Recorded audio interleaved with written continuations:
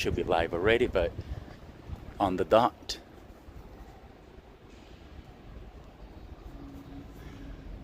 I'm admiring what I have in front.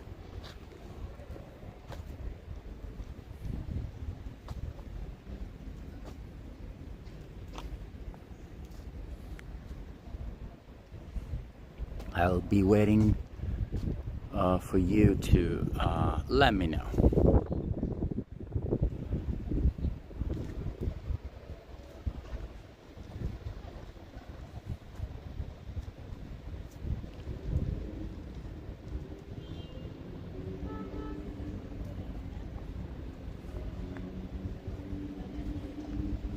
Okay, I see 8 people, but still no chat. I see 6 now. We'll probably get higher, I'm sure. I don't know why it always takes a little with YouTube, but hello from Rome.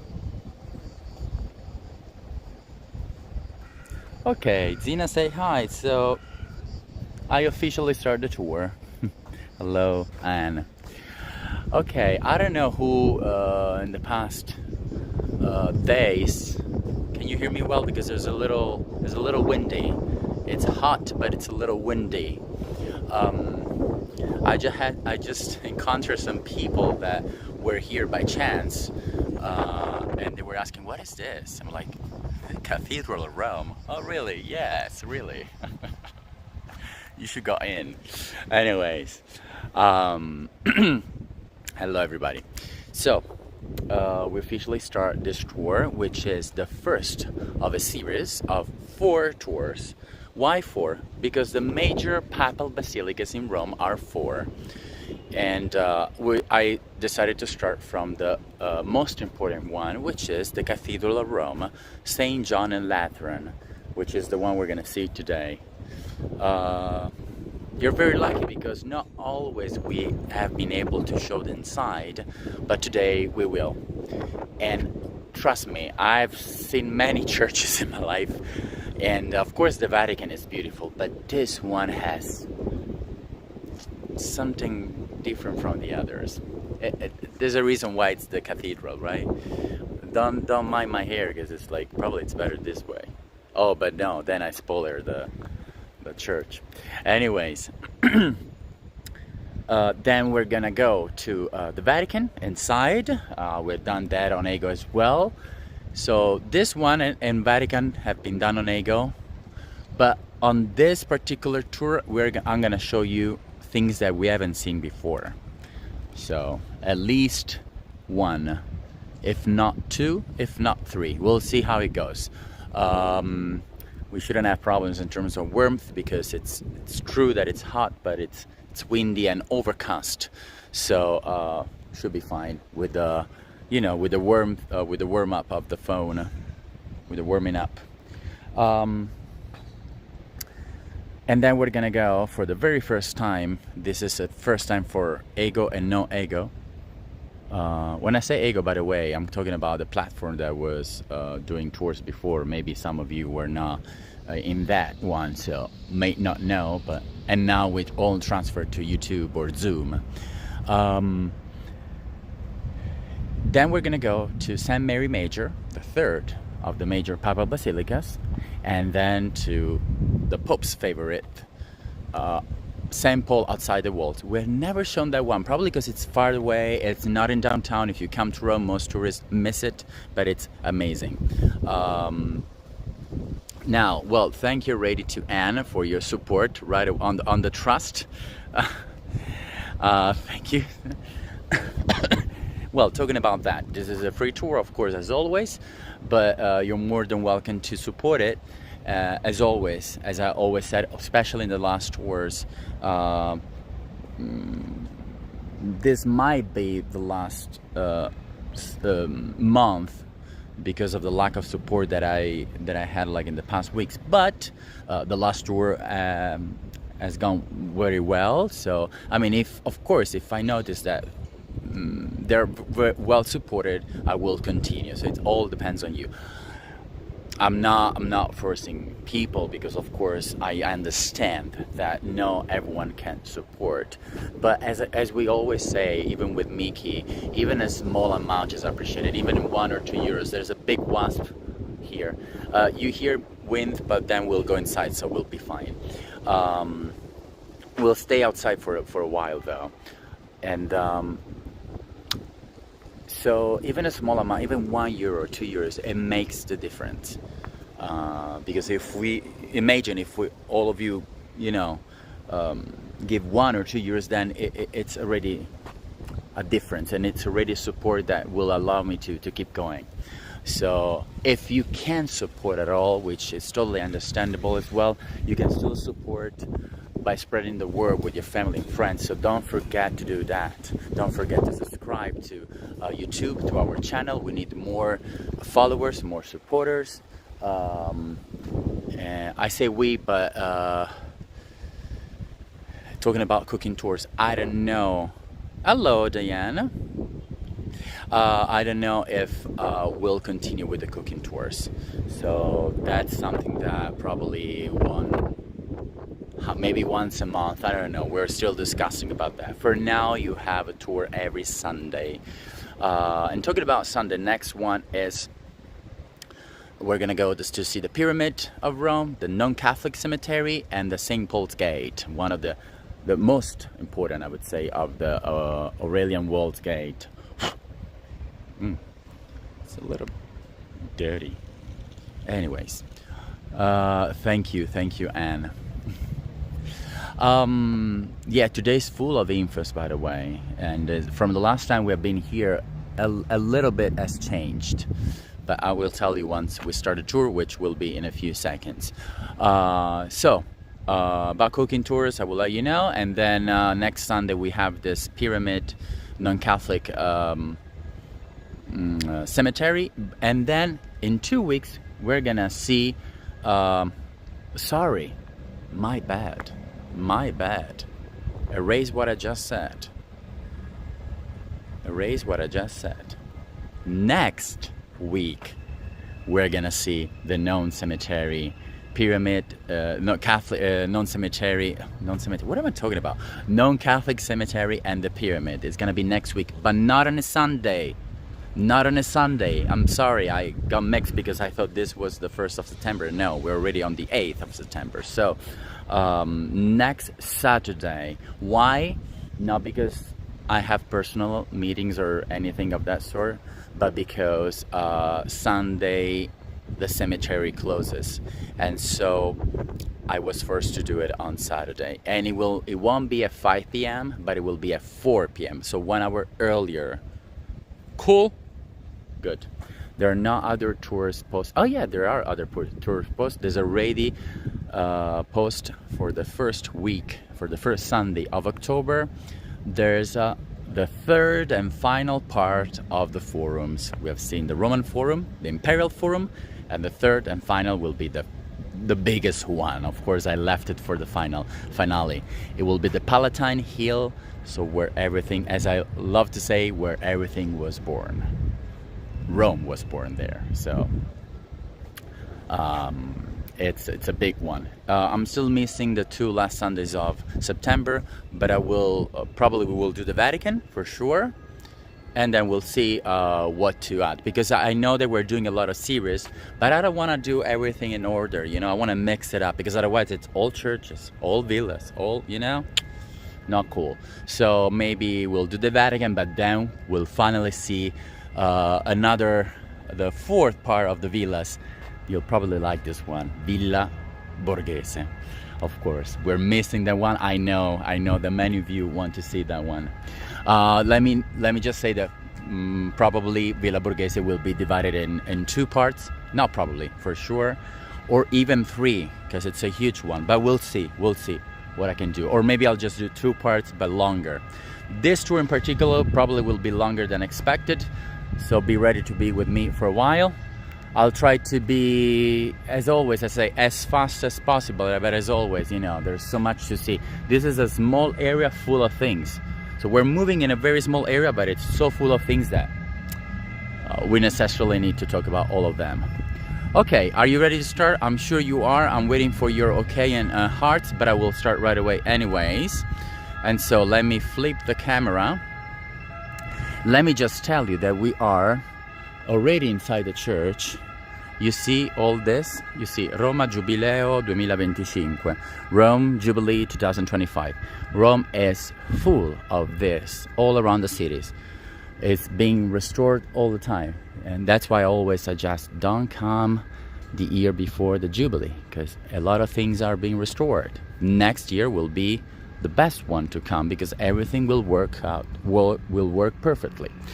And as you see, we generally started the tours there when we did Ego, but now they are excavating.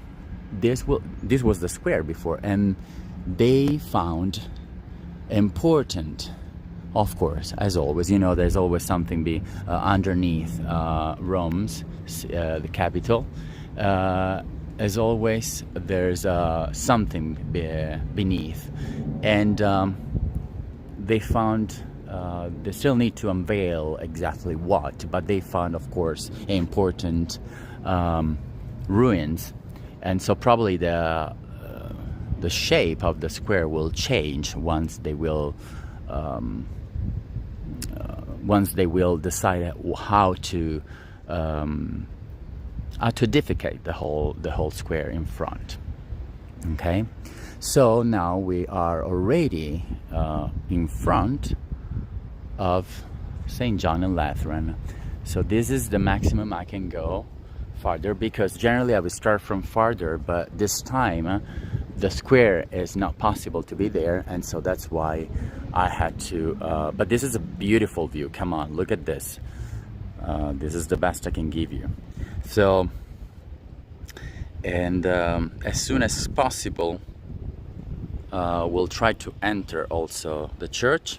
But let me tell you a little bit first about I know you'll probably be here, you'll be seeing this for a while, but I'll try to be as creative as possible with my camera work, so that you'll be able to see more details. Well, I'll tell you a little bit about the history, which, by the way, we didn't say about the square, but the square itself takes its name from the basilica that we have in front. Again, the Basilica of St. John and Lateran. The area and the basilica owe their name to the rich and noble family, Lateran family. The last name was Lateran, so that's why they had their properties here. That's why they call it this way. And then it was confiscated at the beginning of the 1st century by the Emperor Constantine after his victory over Maxentius. Hello, Carla. And so, so that's why then the whole history of the basilica is connected with Constantine.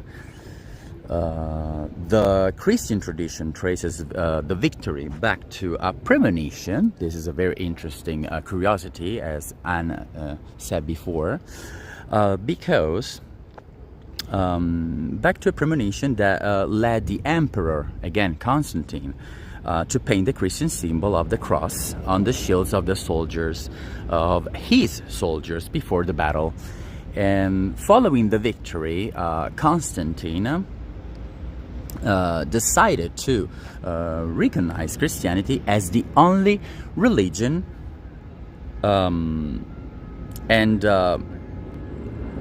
had the basilica, his basilica, built here, exactly where we are now, consecrated in 318 AD. The bells are ringing. By who? By Pope Sylvester the First, and then dedicated to the Holy Savior.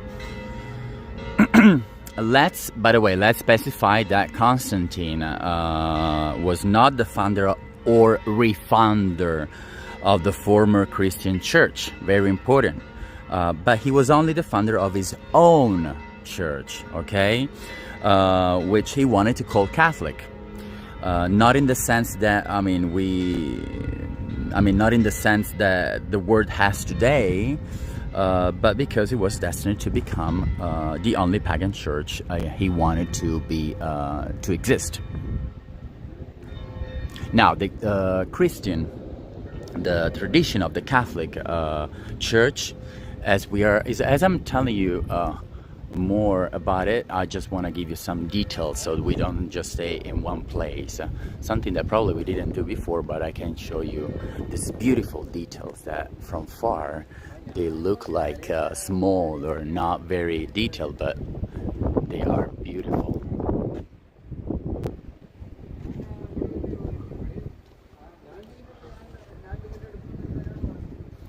So I was saying the tradition of the Catholic Church, as we know it today, as then defied and exalted the figure of Constantine by creating what is called the Aria legend. Do you know anything about the Aria legend?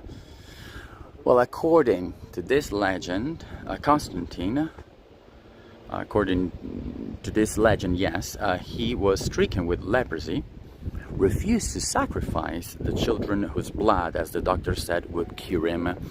And he had a vision. And he had a vision of two strangers named, guess what? Peter and Paul, who urged him to seek out a hermit named Sylvester. I mentioned it before, Sylvester. And he would be able to heal him. Constantine, who had mistaken the two saints for gods, looked for this Sylvester, who showed him two portraits of the apostles, Peter and Paul, in which the emperor recognized his dream gods. And Sylvester then ordered the emperor to free the imprisoned Christians, to fast for a week, and then immerse him in the baptismal font, and he healed them. So Constantine then devoted the next 8 days to produce laws on the Christianization of Rome, and also on the establishment of the Basilica, which he dedicated to his savior, who later became Pope.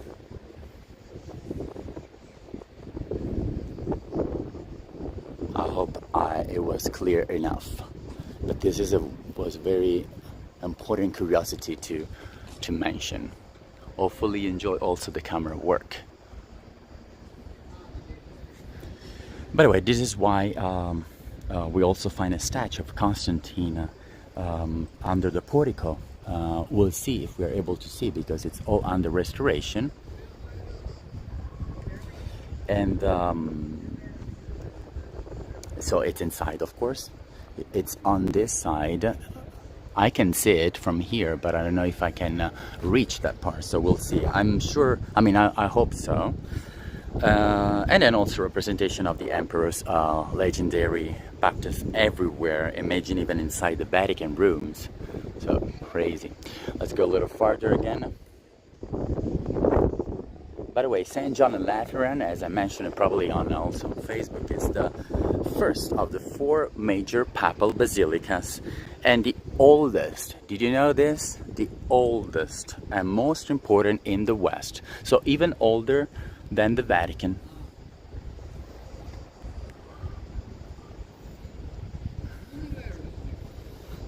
And that's why it's known today as the Archbasilica, mother and head of all the churches in of the cities in the world.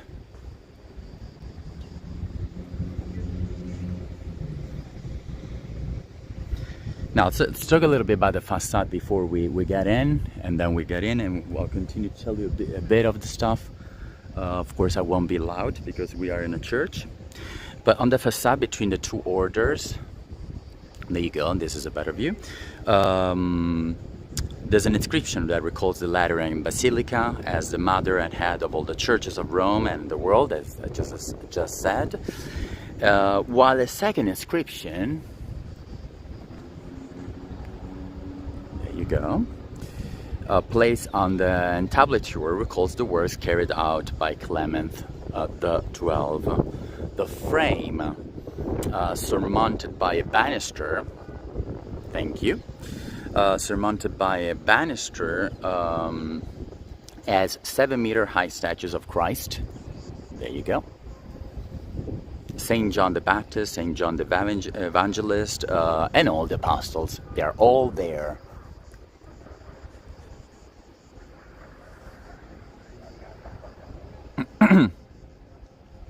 Above the tympanum, there's a reliquary that holds a fragment of the Last Supper table.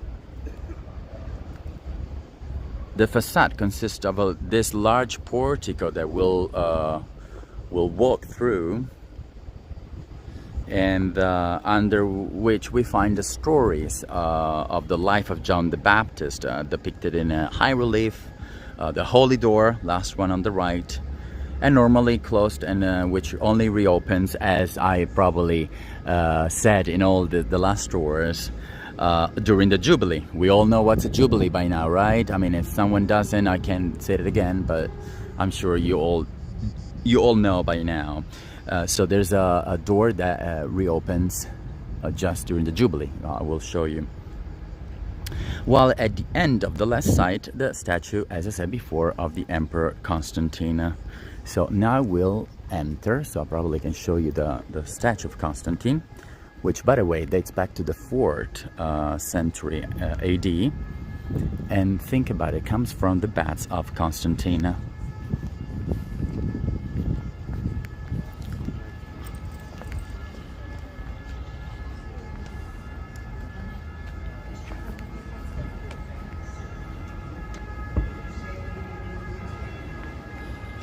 Okay, as I figure, we cannot get closer to the statue, but we can definitely see from here. Do you see it?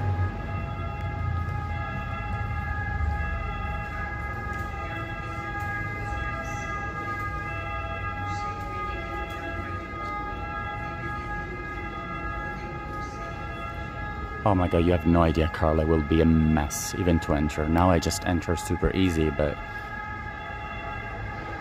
it's it will be a big, also it will be super, it will be big checkings and controls, and yes. So that's a statue. If you do a zoom, you will see it. It's, we can't get any closer, unfortunately, but as I was saying, that's the statue of Constantine. It's 3 meters high and was commissioned by Pope Gregory XII, who replaced it with a statue of him in 1737. The central door, which is this one, comes from the Curia Julia. You remember the Curia Julia? We saw it in the Roman Forum store. From the Roman Forum, yeah. And it was abducted by Borromini for the Basilica. The access from the portico to the Basilica Hall, so what we just done now, is through 5 doors. You see, it's 1, 2, 3 with the central one, 4th and 5th, as we'll go there soon. And the most recent was acquired in 2000. It's made of bronze and measures almost 4 meters, and it's 2 meters wide. And it's a work of the sculptor Floriano Bodini. Bodini glued the dead Christ in a high relief to the center of a bronze slab. I will show you. We're getting there.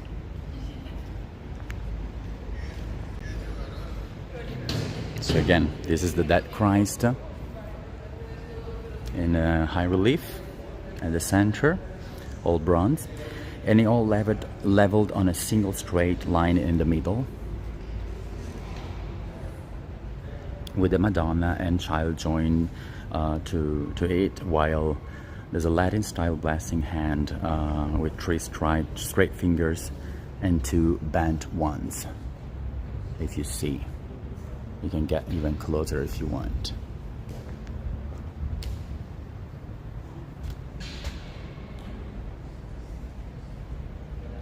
So this suddenly rises to the height of the child. And at the base of everything, there's he placed the papal coat of arms of Jane Paul II.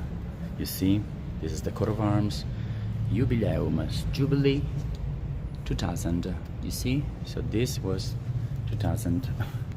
This is the holy door that opens only every 25 years.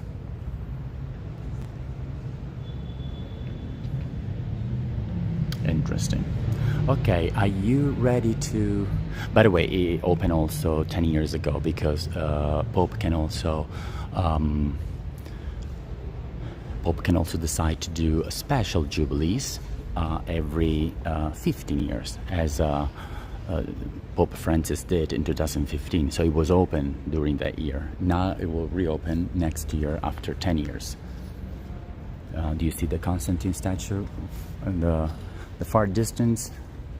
And the beautiful roof here with all the decorations. It's just so beautiful. Trying to be a director here, but I studied also film, so this is my job. Okay. Now we'll enter the church. I will speak very low. Hopefully you can still hear me. The signal should be amazing, so yeah. Sure, you're ready to enter, right?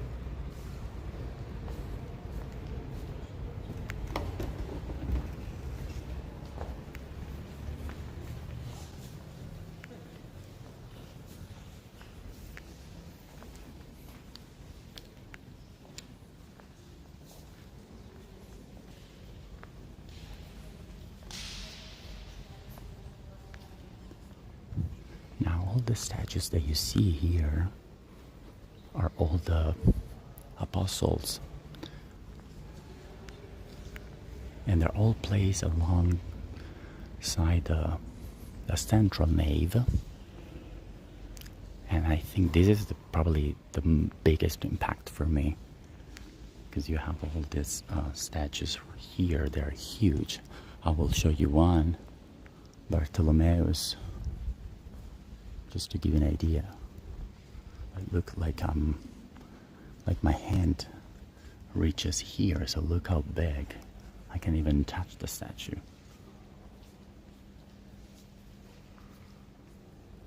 And the golden roof.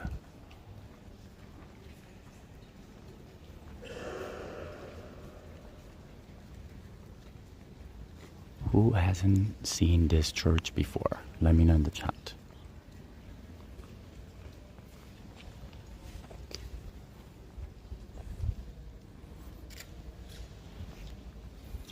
Now we'll go to the right side first, and then we'll continue to the left.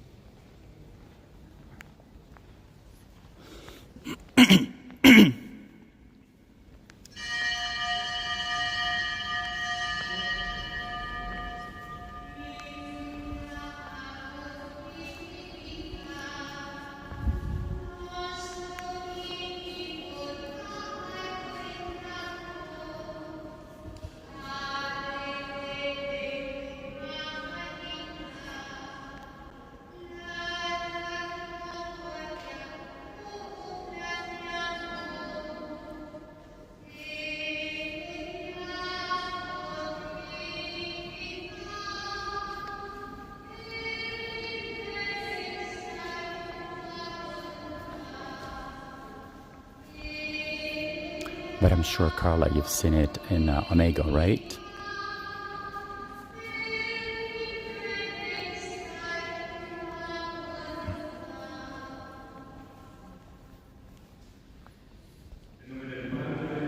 There's a mass going on, by the way.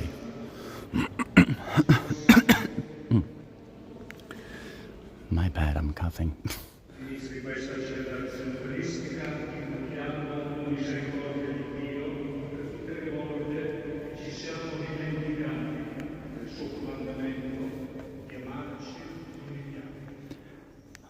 This is a little chap.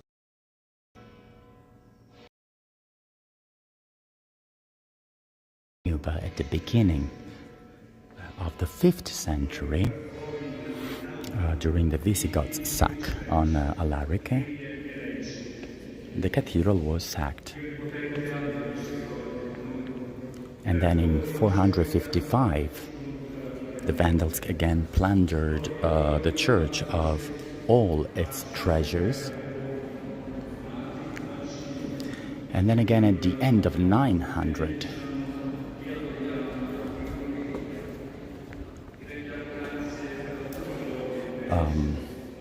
an earthquake. This is a cardinal statue.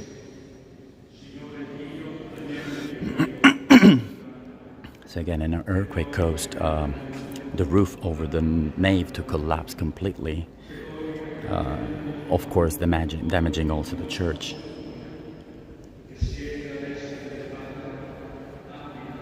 And then in 1308, the basilica was almost completely destroyed by a violent fire. And work continued until almost the middle of the century, so 350 more or less, when two new disasters struck the cathedral: a violent earthquake and then a second terrible fire at almost the first half of the 14th century.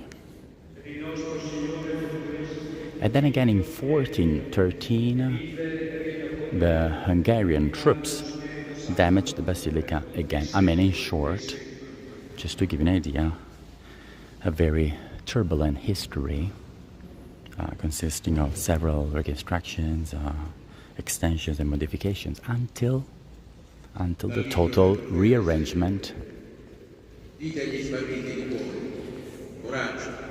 of the central and lateral naves. By who? By one of the most famous, Francesco Borromini. Hopefully you could hear me well. Allora lo zoppo salterà come un cervo, griderà di gioia la lingua del luto, perché scaturiranno acque nel deserto, scorreranno torrenti nella steppa. La terra bruciata diventerà una palude, il suolo riarso, sorgenti d'acqua. Parola di Dio. Loda il Signore, anima mia. Il Signore rimane fedele per sempre, rende giustizia agli oppressi, dà il pane agli affamati. Il Signore libera i prigionieri. Il Signore ridona la vista ai ciechi, il Signore rialza chi è caduto, il Signore ama i giusti, il Signore protegge i forestieri. Egli sostiene l'orfano e la vedova, ma sconvolge le vie dei bambini. I don't want to jump over the rope.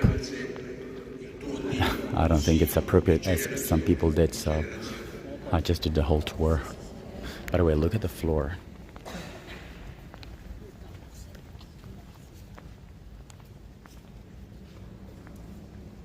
Dalla lettera di San Giacomo Apostolo.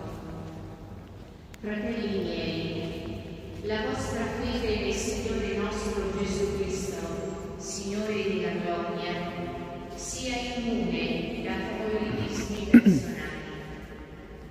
Supponiamo che una delle vostre riunioni entri qualcuno con un anello d'oro antico, vestito lussuosamente, ed entri anche un povero con un vestito nuovo.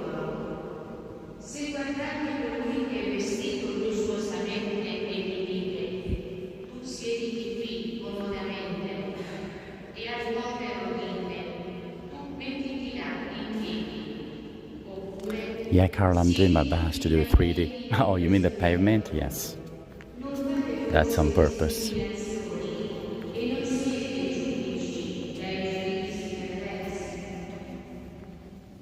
Ascoltate, fratelli miei carissimi, Dio non ha forse scelto i poveri tra gli occhi del mondo, che sono ricchi nella fede e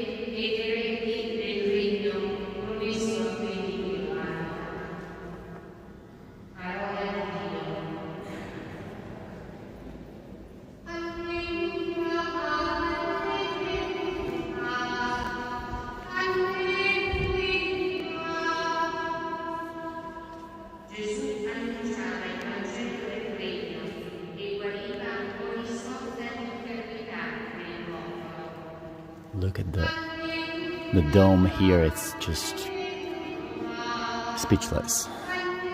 I'm speechless.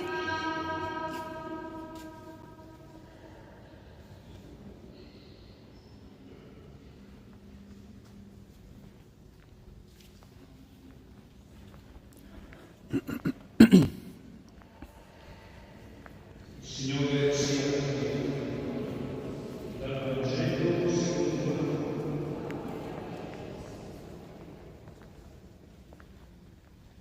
In quel tempo Gesù, uscito dalla regione di Dio, passando verso il Lateran, venne verso il mare di Galilea, il Dio che ricordo per pregare. Portavano un solo uomo che pregavano qui con la mano. Prese di spalla, lontano dalla folla, mi pose le dita negli orecchi con la saliva e la parola. Guardando quindi verso il cielo, mi mise un sospiro e gli disse: "E fatà", cioè apriti. E subito gli si aprirono gli orecchi, sciolse il nodo della sua lingua. I can't go over this side, but it's rich, super rich in statues, columns, little chapels, frescoes also in front of you.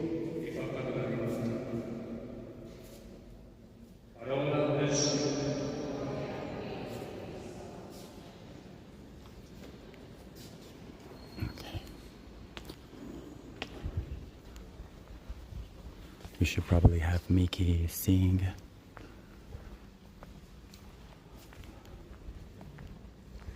Ascoltando le parole di Isaia dell'ultima lettura, coraggio non temete, ecco il vostro Dio giunge da benedetta per un versetto. Ci potremmo chiedere come farsi il coraggio se arriva la vendetta di Dio. La parola vendetta. Of course, you can confess yourself here. And he tells you also in what language. Well, I mean, nowadays every language is accepted, but the old one was Italica, like in Italian, or German, by the way. But nowadays you basically can confess in every language.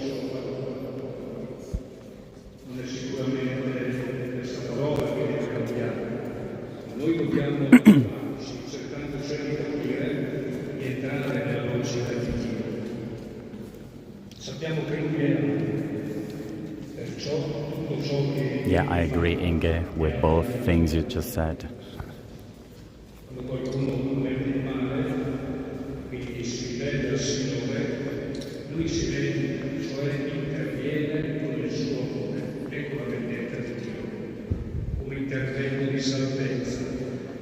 And I just met a friend of mine who smiled at me because he knows I'm working.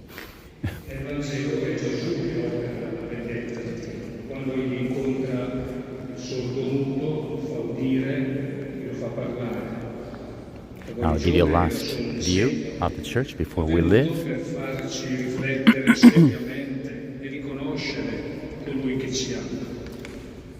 Ecco, tutti abbiamo occasione di farci strumento dello stesso amore per essere segno di Dio ai nostri fratelli. Look how beautiful from here, the whole church. L'Apostolo Giacomo nella sua lettera.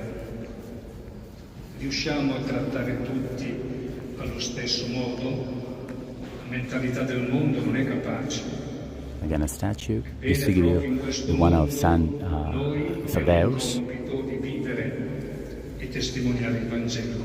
And the door E poi le considerazioni of the central nave. Le offriremo a chi soffre nel corpo e nello spirito, e ti aiuteremo a fissare assieme a noi, come abbiamo pregato nell'orazione colletta, lo sguardo ai beni eterni. Sia lodato Gesù Cristo. I don't think I have ever given you this kind of camera work. I'm very proud. Love it. It's not just a tour, you know, you want to have fun looking at a film.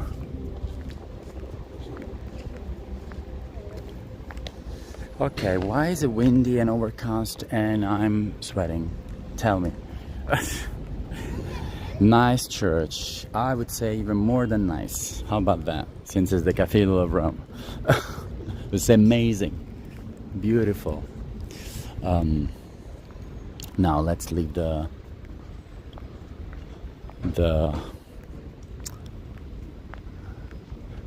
oh my god, I forgot the word. The checks here. Oh my god, help me out. The controls. There you go. Arrivederci.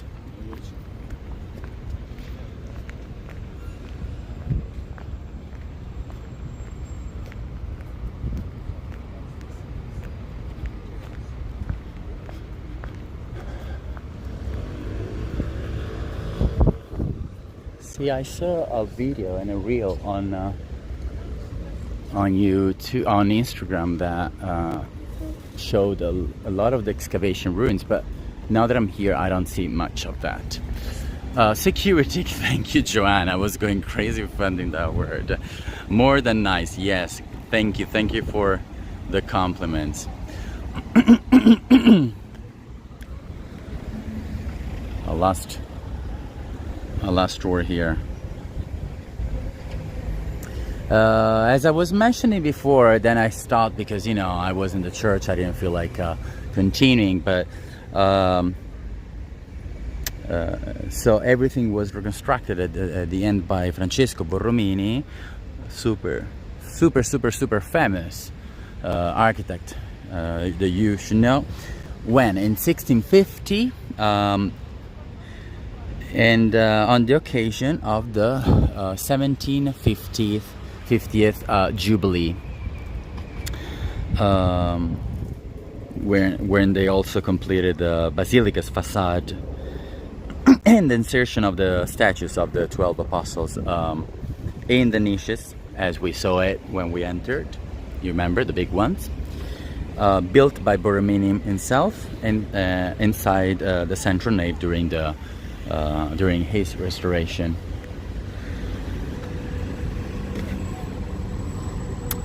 Now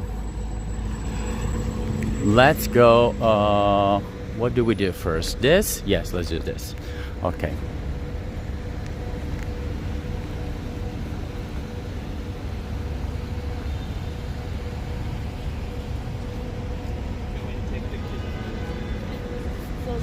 Oh, let's hurry because it's yellow.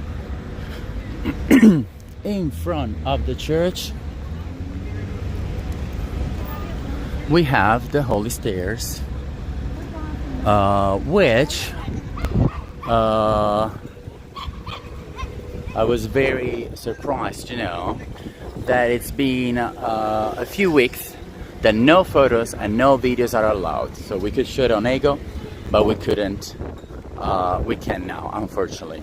I'll try to get closer, but definitely I cannot enter.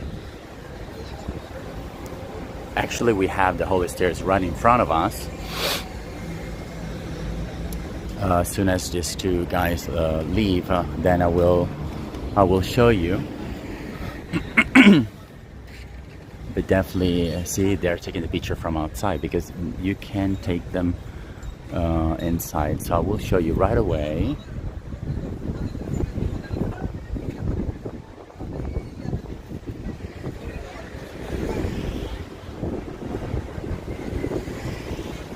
Okay, Joanna, remind me about Santa Croce in Jerusalem because I want to talk about that. Thank you for mentioning that.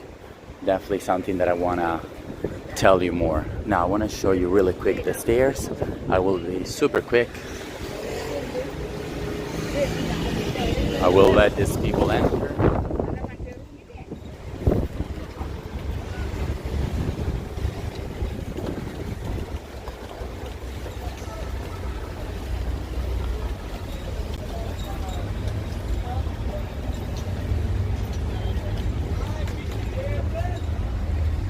That's the stairs. I can do more than this, so be quick, take a zoom, take a shot. I don't want to be yelled. um, so let me tell you about the Holy Stairs, and then I'll tell you about what Joanne said. Very important.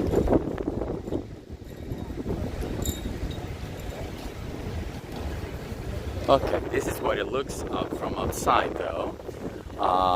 If you need me to take another shot and get closer, I will at the end. But I mean at the end of this part. But I don't want to get any closer because it's not allowed anymore. But well, anyways, the tradition has it that the 28 white marble steps that you probably could see from the door of the Holy Staircase were the ones Christ walked on his way to Pontius Pilate during his trial, and that they were brought here from Jerusalem by Saint Helena, mother of who? The Emperor Constantine. No foot may touch the holy steps, as you probably saw in my Hago tours. We've done this twice, and both the times that I did it on my knees. Not Mickey, she was filming, but I did it on my knees. So I did it twice.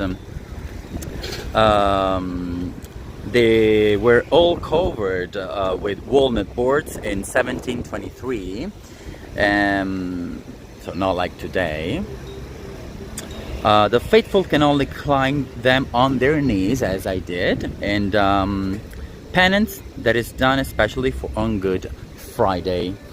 The Holy Staircase and there's two side staircases, because there are also other two more on the sides, lead to the chapel of Saint Lawrence, also known as Sancta Sanctorum, which contains many sacred relics, holy relics, yes, including a miraculous image of Jesus, said to have been painted by Saint Luke with the help of an angel, and carried in processions during the Middle Ages to ward off all kinds of calamities.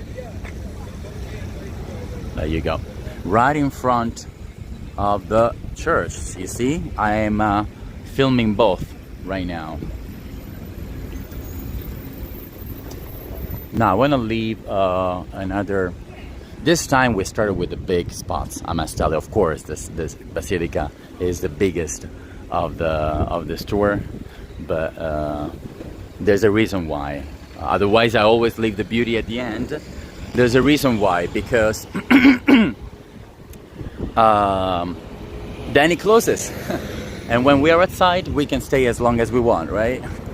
Now, are you ready to see finally something that you have never seen before?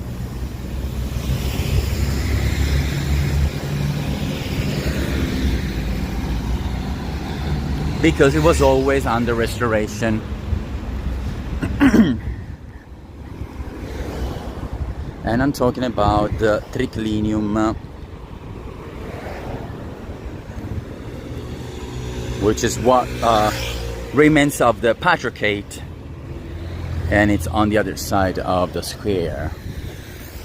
Finally, after many years of restoration, we're able to see it. Like it's always, take a shot and zoom it after. But this is what I'm talking about. The triclinium. Again, it's all here. So if you come to this area, you find it, everything you find it very close. This was all under restoration. Finally, I can show it to you. And we can admire it. The large dining room erected by Pope Leo III in the 9th century, also known as the nicchione. What's nicchione? A big niche. And as a matter of fact, it is a big niche, which is, however, a partial reconstruction with a few authentic fragments, and it is all that remains, together with the holy stairs of the Patriarchate and the palace that stood next to the Basilica, which we'll We'll see in a bit. These remains were placed here at the side of the Basilica facade by order of Clement XIII, this time, and not 12, in 1743. Ferdinando Fuga, F-U-G-A, faithfully reconstructed the original century mosaic, the 8th-9th century mosaics. 8th-9th century mosaic, sorry. The two mosaics on either side of the basin reproduce the oldest representation of the papal state vessel. On the left side you can see Jesus Christ giving the keys to Pope Saint Sylvester. You see it there on the left, which we talked about before, and the vessel to Constantine. And then on the right side there's St. Peter giving the pallium to Leo III and the vessel to Charlemagne, Charles the Great. This is the closest I can get. Let's see if I can enter the gate.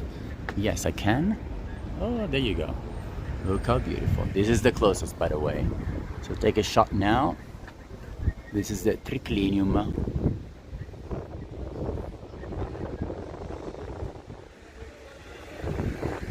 And let's see if we can see something new now. Let me see.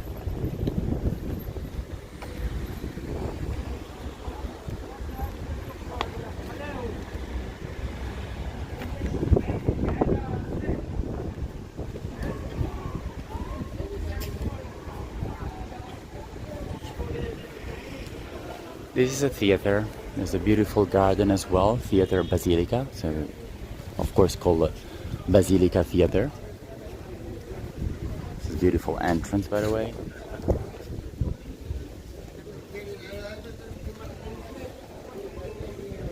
There's not much to see from outside, so of course we won't go there, but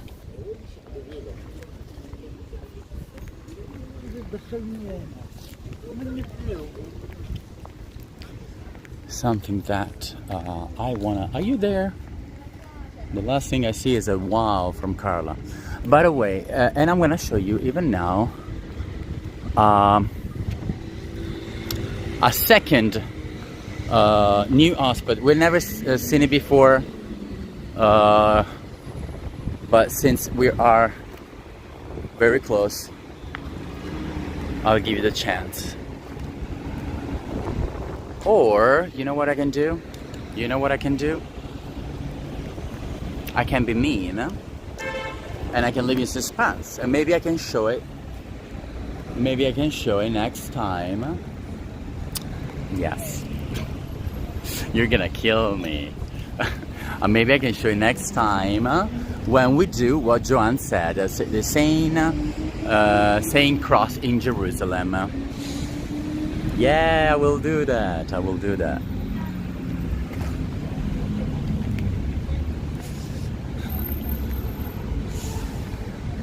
You'll kill me, but I just decided that. I won't change my mind. Okay, there's so much more to say there. I was gonna show you a statue of someone, which is famous. Mini, yes.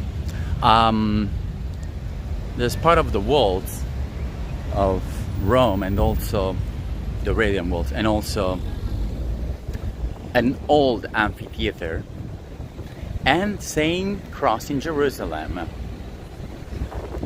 So it will be a whole tour dedicated to that. Thing that Joanne mentioned it, and probably Joanne can arouse your curiosity as well, because you know, everyone knows the Vatican, Trevi Fountain, but there are other things that are worth to mention. Exactly, keep them coming back for more. It's funny because I was gonna show you, and then I said, no, you know what, next time. But anyways, as I was saying, Joanne can help me out to arouse your curiosity, because Saint Cross in Jerusalem is an amazing church, right, Joanne? And also what's more amazing about that church is not only the church itself, but the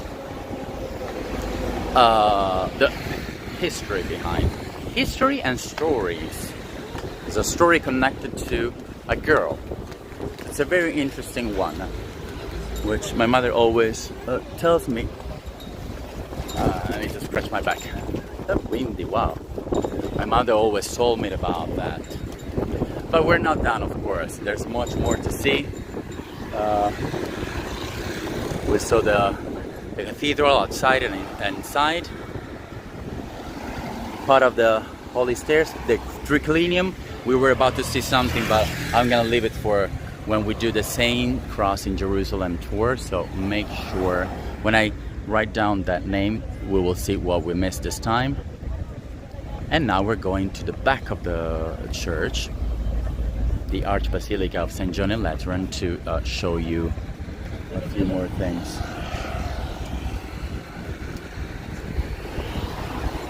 And it has some amazing relics too. It's just, it's the whole tour that is amazing. It's not just inside, but also the story that hides.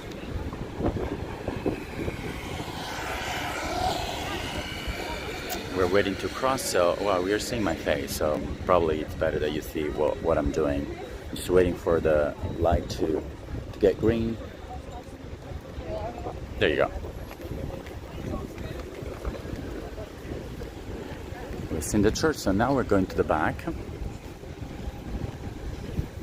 And let's see if I can show you something new.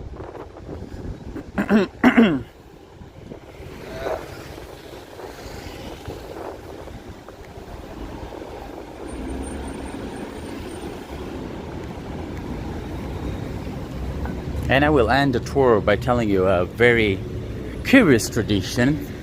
I want to end it with a nice curiosity. And actually, before we continue, see, I forgot to mention, halfway, sometimes I forget, my hair, that free tour. But of course, you're more than welcome to support it. As always, you can support, by the way, I forgot to mention at the beginning, but you can support by clicking on the links that are in the description below this tour. Those are Buy Me a Coffee and PayPal. And maybe there might be a third one, I'm not sure. Maybe there's a GoFundMe as well. That's a different one, but you can check it out, go give it a read, and then if you decide to support, you can decide to do that as well. It's something separate from the tour, but it's up to you. Otherwise, you have the links of PayPal and Buy Me Coffee also in the description of the channel.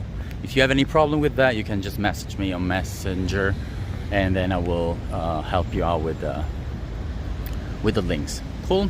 Now let's continue the tour.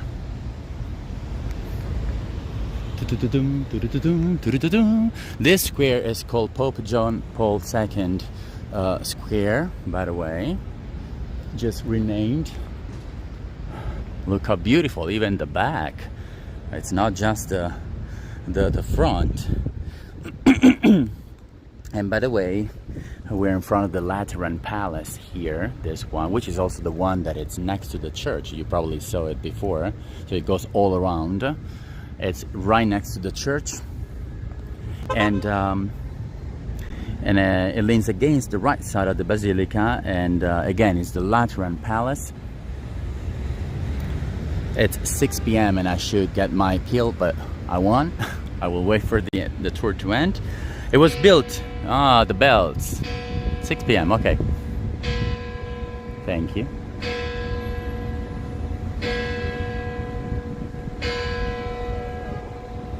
The priest just closed the church that we have on the right. Anyways, it was built between the end of the 16th century by Domenico Fontana at the behest of Pope Sixtus V. It bears the coat of arms of the Pope on its facade, so right there on the top. I'll show you.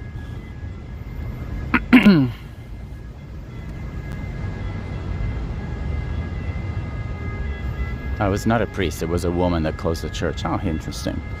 Anyways, there you go.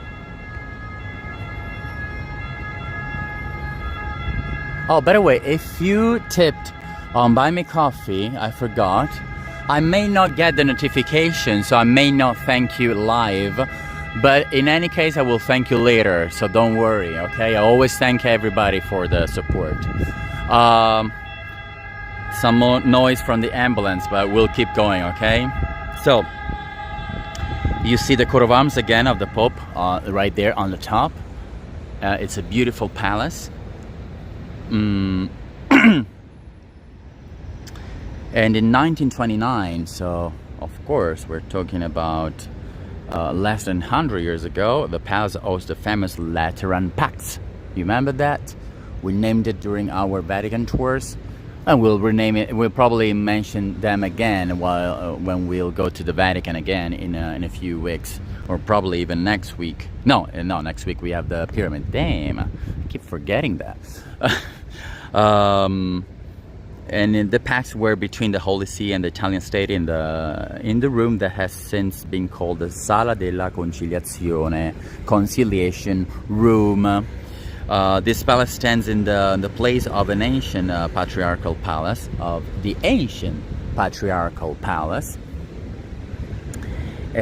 popes, and was damaged by a fire in the 14th century, which had been their official residence since 1309. And if we move a little bit our camera here, we have another church.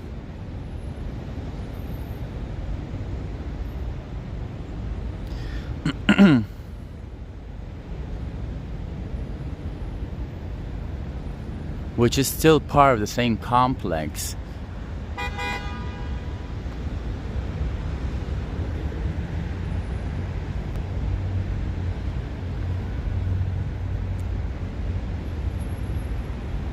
But unfortunately it's closed. So no, it's closed. I can't even get closer. I'm looking, but no, it looks like, I mean, I could jump over, but I don't feel like, I don't feel like doing it. We will respect that. Plus, after the big St. John and Lateran, this of course is less important, but still important, is the Lodge of the Blessings by Fontana. Has two orders, as you can see. It was entirely decorated by a series of painters, directed by Cesare Nebbia, Nebbia, and Giovanni Guerra, Guerra. Guerra as in war in Italian. Two twin bell towers from the 13th century, they conclude the building. So more than a church, even though, I mean, it is in a way, is called the Lodge of the Blessings. Okay? Now, if we turn a little, because there's so much to see still, I would still want to leave the one of the big hotspots at the end. I'm sure that most of you know what I'm talking about, because probably you've seen it while I was walking. But I want to show you the baptistry. Let's see if also we can maybe enter. I don't know, we'll see. My urge was to enter the St. John and Lateran Church, of course. So that was the big one. By the way, the baptistry, probably it's a new hot. I mean, we show it once, probably, not twice, but once. It was restored many times, but I mean, although all those restoration, it dates back to the time of Constantine, so still very old. Tradition has it that the emperor was baptized in this building, and also the inscriptions on the base of the obelisk that we'll see after claim that the emperor was baptized here by Sylvester. It's open, we're lucky, so I will shut my mouth and we will see the baptistry. This is a big news for you.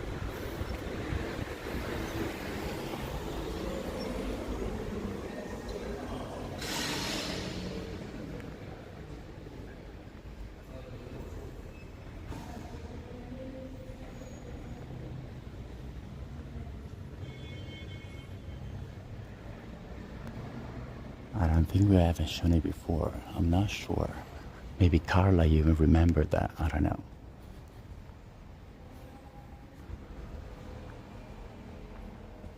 And this is just wow. Let's go here as well. No, we've never seen this part. Never. This is super new. I told you that there were new hotspots to see.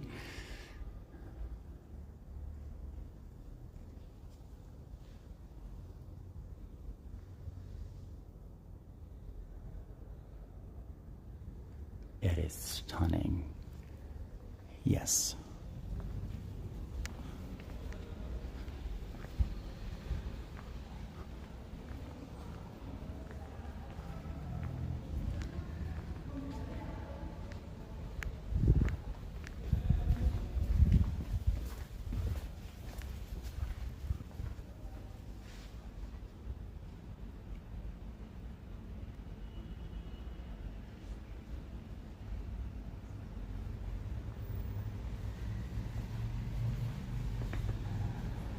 And also the floor.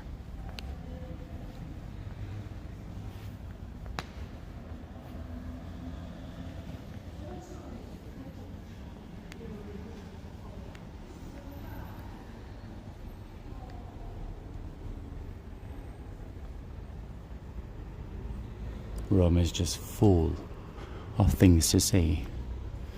Now let's see if we can get closer to the roof.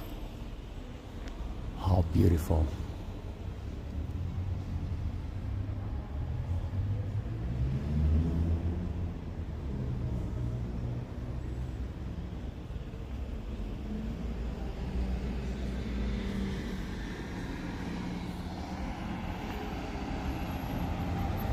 Wow, we've never shown this before. You were super like I promised that we would see a new thing, so not just I mean, I was mini with the other one, but trust me, this was just wow. This and the triclinium, the two new spots of this place, I mean of this area. I mean, as I was saying, and I didn't want to interrupt the view inside, but actually this seems to be a great historical falsehood, as Constantine, that I mean, I'm talking still about his baptism, by the way, because as Constantine in 1313 legalized Christianity and donated this land for the construction of a basilica, but Constantine as emperor was legally and morally forbidden from baptism by Roman law. In fact, the emperor for the Roman imperial constitution was not just any man, but a man god in a way, an Augustus, a god on earth, and all the countless deities were merely colleagues for every Roman emperor. He was the one. Okay, so as we said at the beginning, the tradition of the Catholic Church as we know it today has defied and exalted the figure of Constantine just because he stopped the persecution against the Christians. Wonderful surprise, definitely. I even showed you the inner part, which I thought that I wasn't able to do, but I'm very glad that I could show you the little chapels as well. Do you see those arches in the far distance over that building? Amazing. Maybe I can say hi to my friend Diego, who lives here after this. Why not? Anyways, next in front of the Lateran Palace, there's this big thing here, which you probably already saw while I was touring.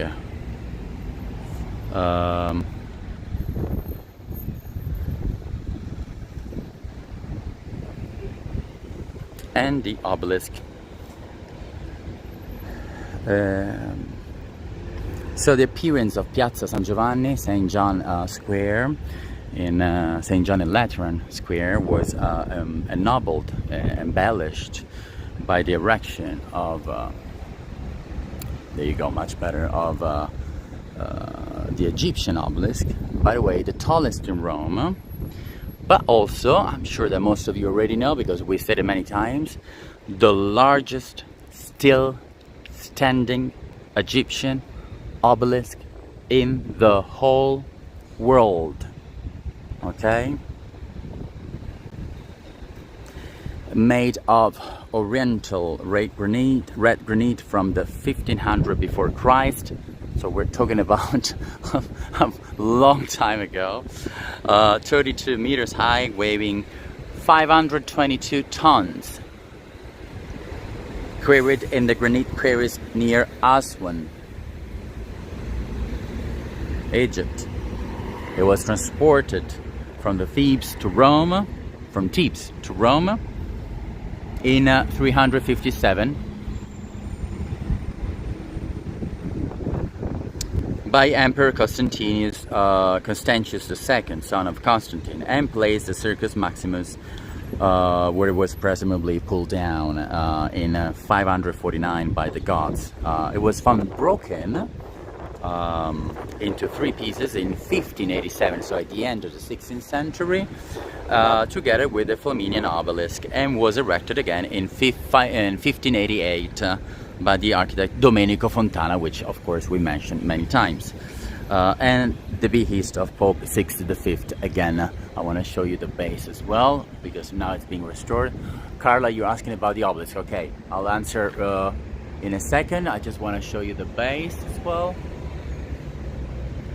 They're not restoring the obelisk itself, they're more restoring the fountain, which is, I'll still try to give you a glimpse of it while I respond to Carla, or Carla as we say in Italian, Carla.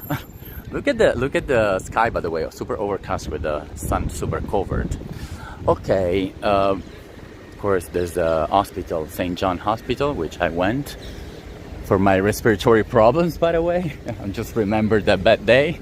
Anyways, Carla, there are, or just to everybody, it is said that the world has 2730. People are a little bit undecided about that. 2730 obelisk in the world. Oh, this is cool. They left a little window here to see the fountain. By the way, let me tell you, so otherwise I forget. So 2730 obelisk in the world. Of those 27, of course I'm talking about the original Egyptian ancient ones, because otherwise we have many more. Just because I'm biased, I will tell you about the obelisk in Buenos Aires, which is the #1 monument in the city of Buenos Aires. It's huge, but that's modern. So I'm talking about the ancient ones. There are 27 in the world. Of those 27, think about it. 15, so more than half, are in Italy. That's why, I mean, we're #1 in terms of world heritage. I mean, it's clear. And of those 15, and that's why I'm proud to be Roman, Rome has 10. 15 in Italy, 10 in Rome. Of those 10 in Rome, actually, one is not Rome technically. One is in the Vatican. Clear? More clear now? Let me know if it was clear. What was I saying? I forgot. I wanted to mention something else and I forgot. Obelisks. Yeah, it was a lot. Damn, I was saying something I forgot because I saw some Wi-Fi connecting to the tour and I wanted to take it off.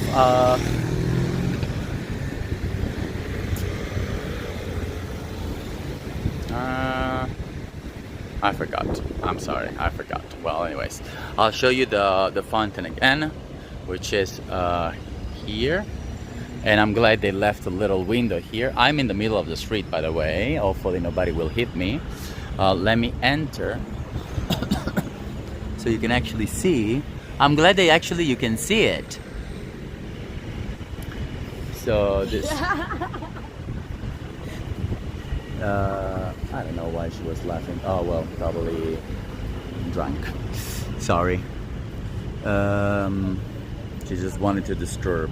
The fountain that it's under this obelisk bears the heraldic emblems of Pope Clement VIII, Aldobrandini family. Namely, the counter-rape band along the button of the upper part of the monument, and the much more imposing ones of Papal V Borghese, trying to yell because it's not easy. I'm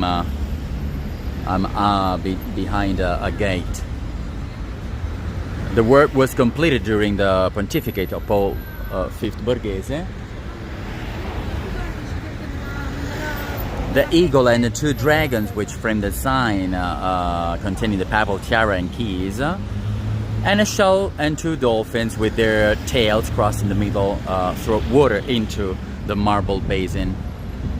I can't get any closer, unfortunately. Now, as I'm finishing the tour, I promised that I wanted to tell you a little tradition. So, or even more than one, let's see. Let me see when this ends. It says ends, oh yeah, end of the words, 31st of December 2024. It will cost around 200,000 euros.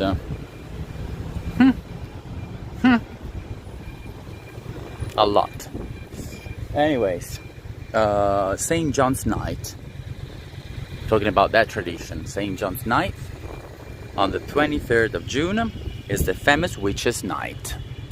In the ancient times, I don't know if you knew this, the square became a show with a parade of floats, sack races, the cucagna tree, the cucagna also mentioned in the Pinocchio story, fireworks, and the famous nails in the sows. Legend has it that the ghost of Herodiade, the adulterous wife of Herod, who at her instigation had Saint John the Baptist beheaded, summoned the witches to the Lateran meadows on the night preceding the feast of Saint John the Baptist, so the 24th of June. The Romans flocked from all parts, while I'm showing the obelisk, ringing cowbells and bells and lighting the so-called fires of St. John to oppose the Night of the Witches with noise and light. So the custom of eating snails also had a very specific meaning. Tradition wanted this night to reconcile those who had disagreements and arguments during the year. And since horns were not a symbol of betrayal in ancient times, but of discord instead, it's not coincidence that they are divergent. In fact, eating snails meant burying grudges and envies in the stomach. Who eats snails? I do. I love them. And then there's another tradition, little one, since 1990, so it's very modern. A new tradition has been born in Piazza San Giovanni in Laterano, so the one in front of the church. And the concert of the 1st of May. The 1st of May, at least in Italy, is in which many of the most important Italian and international singers and musicians take part. It's in honor of Workers' Day, so Labor Day. It's our Labor Day. Last since of the excavation that they're doing in front of the Basilica, this year they've done the concert in the Circus Maximus, the big valley in front of the Palatine Hill. the end.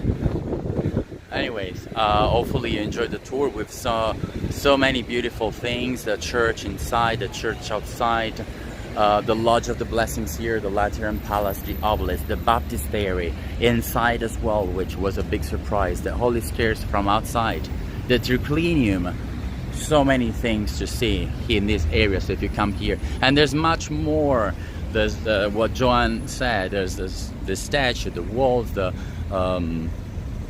another amphitheater. There's a little bit hidden, a very particular one, and the Saint Cross in Jerusalem Church, which is, we definitely need to show that one. So hopefully you enjoyed the tour. Again, if you want to support it, you have the links in the description below, both PayPal and Buy Me Coffee.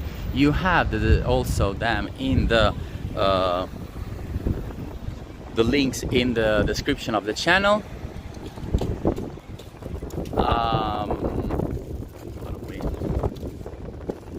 And you're welcome. Thank you for the support, Anne, by the way. And I'll see you next Saturday with the pyramid and the non-Catholic cemetery at 4 p.m. on Saturday. Okay, 1 hour earlier and 1 day earlier. It's easy, 1 hour, 1 day earlier. And then I'll probably post the new tours very soon. On the first Sunday of October, we'll finish one of the series, because we have all these series, but we haven't finished any of them. Oh no, yeah, we finished. No, yes, no, none of them. We'll finish finally the series of the Forum. So Roman Forum, Imperial Forums, which was amazing last time with you. The last part will be Palatine Hill. I left it at the end again because it's the biggest in terms of history. I mean, it's where Rome was born, where everything began. Okay, thank you again for the compliments, and I'll see you next Saturday. I'll show you the ending, the finale with the view of the church. Okay.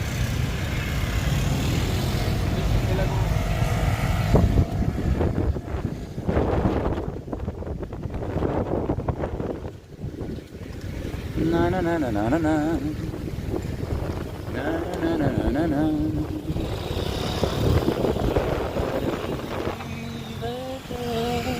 Arrivederci Roma. Goodbye, goodbye to Rome.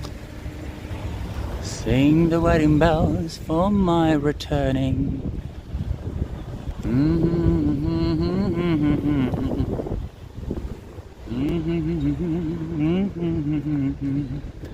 In our heart. Okay, I felt like singing.